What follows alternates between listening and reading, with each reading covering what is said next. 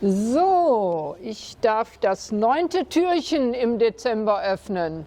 Hier in der Annostraße, Haus Nummer 11, beim Johanneshaus sind wir heute wieder zu Gast. Menschen wie mir, und krieche und lache. Menschen wie mir, sind nicht gern allein.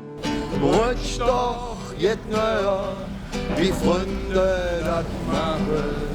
Menschen wie mir, ja Menschen wie mir.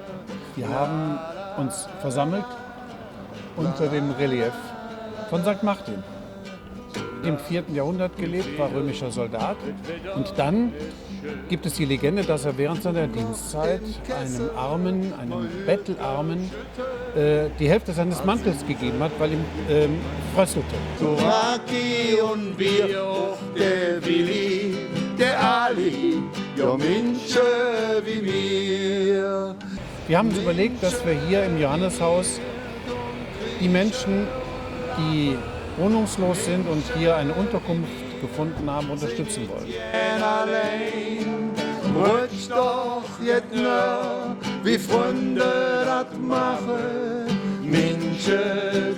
Die Roten Funken haben sich dieser ehrenvollen Aufgabe verschrieben, etwas Gutes zu tun, haben ein schönes Grillfest organisiert, was gut besucht war. Es hat Musik gegeben und Kleidung ist abgegeben worden.